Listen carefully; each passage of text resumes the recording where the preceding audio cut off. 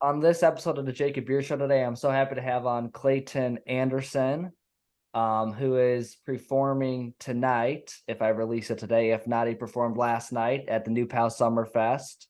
But he's performed in a lot of places. He has a great song that I'd say quite a bit of people have listened to. How did you kind of get involved in music? That's like the opening Yeah, question. yeah, no, I always loved music. Music was always being played around when I was growing up, whether my parents' house or my grandparents' house, and I loved it. And I kind of got it started in high school, like actually playing it around the campfire. And my senior year of high school, picked up the guitar, had a bunch of buddies that were playing, so that's how I kind of picked it up and started learning and playing it myself. Interesting. What would you say has been the best journey so far?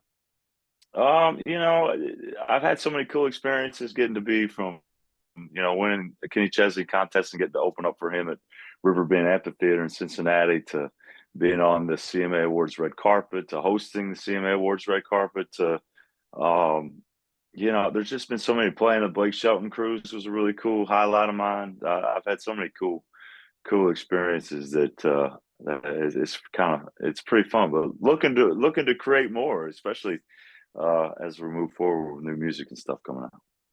For sure. And what would you say has been the best part maybe of touring, as well as a negative? And I always ask people this because there's a lot of things going on, before and after. So what are kind of the Yeah. positives and the negatives, you'd say? Oh, I tell you what, there's all kinds of it. You Some of the positives are, getting to meet lots of new people. I love going to new places. I love, man, there's a groundhog in my backyard right now. I want to just go.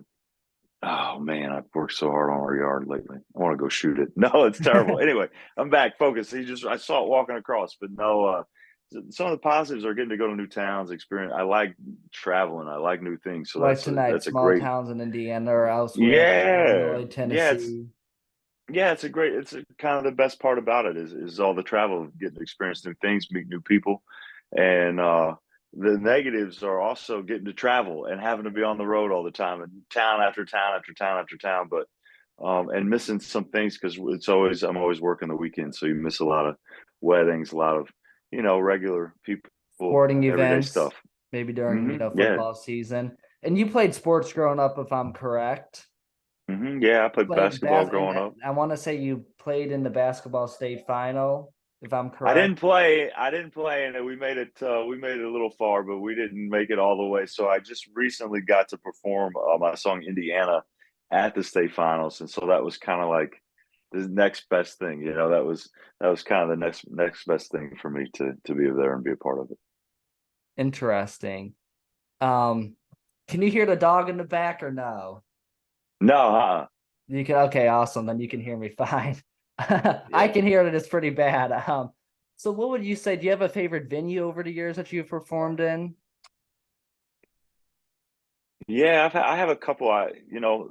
Ones that I always remember: the Jackson County Fair, performing there. They got the best in Jackson County, Indiana. They got one of the best little fairs I've ever been to, and then and I went there as a kid to watch a lot of the dirt track races growing up. So that was really cool and a really cool experience. And I love playing this bar in Chicago called Joe's Bar on Weed Street on a Saturday.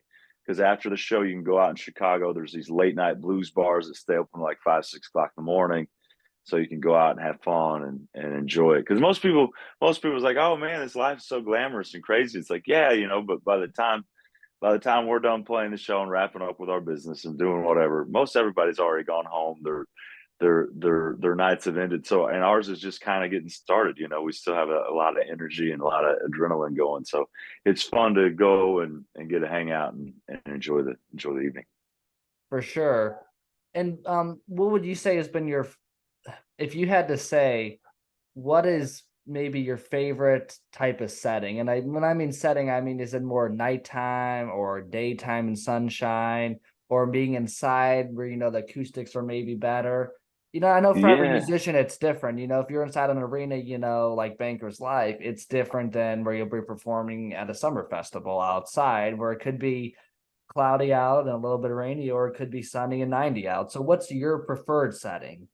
Yeah, I mean, I love playing outside. You always run the risk of rain, so it's kind of a thing that you deal with and have to stress about a little bit. When you're inside, you obviously have a guarantee you're going to do it either way, and night and the darkness brings an element of being able to have a light show or different things. But I've always liked playing outside because I'm kind of an outside person anyway. So.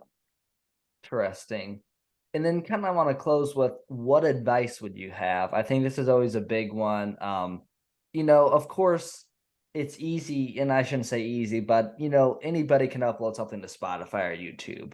But to actually Mhm. perform, and be invited and things like that, and to sign deals and stuff like what you've done, of course, that doesn't happen overnight.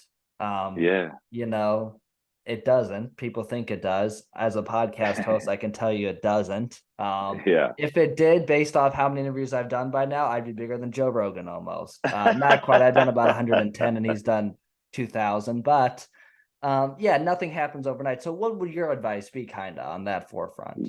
Yeah, it's all about you just got to give it everything you got. Anything you do, it doesn't matter if it's music, sports, whatever. You got to give 110%.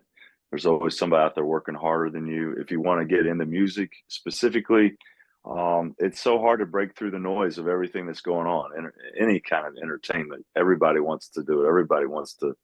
I feel like anymore, everybody just wants to be famous. They don't even care what it's for. So you have to, I think right now, importantly, you got to have a niche, and stick to it and go after it. And you have to build a fan base online, being consistent, touring, playing shows. I mean, to me, live music is all about the live show, and that's what I've hung my hat on for 10 years doing it professionally. So, um, but now you can do it at home right here. You can play and you can upload, and it's cool that it's just really hard to break through the noise. So you got to have a lot of it's going to take a lot of work. It's not easy, and nobody's going to do it for you. You have to do it yourself. And I think everyone thinks too is, TikTok, which it can help you go more viral on, or Mhm. Instagram or Spotify, but it only goes so far. You still have to have the talent in it. For example, there's people I've seen on TikTok exploded. They had like 800,000 followers,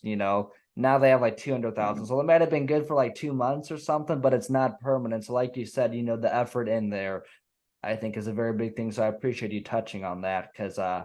that's, yeah, like you said, everyone's focused on being famous or that, but you really have to understand and actually be good at what you're doing. And then one other question I kind of thought about is, do you like um what would you say your favorite type of guitar is? Of course you Oh, got some nice mm, acoustic ones behind you. yeah. Um, Yeah, that one's right here is falling in the lake. It got knocked in the lake a couple years ago. No, wow. I my favorite is a Gibson Hummingbird. I've never really, that's the most expensive guitar I've ever bought, and it's just, oh, it's so great. I'd never play it live, but I play it all the time just because it sounds so good. It was my kind of dream guitar, and it felt good when I finally got one.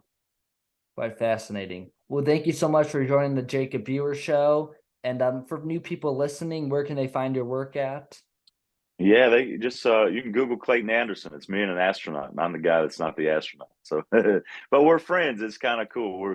We've become buddies. He took me on a tour of the Johnson Space Center down in Texas, and I took him on a tour of the Ryman. He came to Nashville. We wrote a song together. But yeah, anywhere that you listen to your music, just search Clayton Anderson. That's me, and we'll be waiting for you out there. And you can, wherever you do your social media, at Clayton Anderson. We'll be waiting for you there too. For sure. Well, thank you so much. And I'm a space fanatic as well. So fun times. Well, thank you so much. We wish you all the best on the journey, and God bless. Yeah, thanks, Jake. Appreciate it, buddy. We'll see you tonight.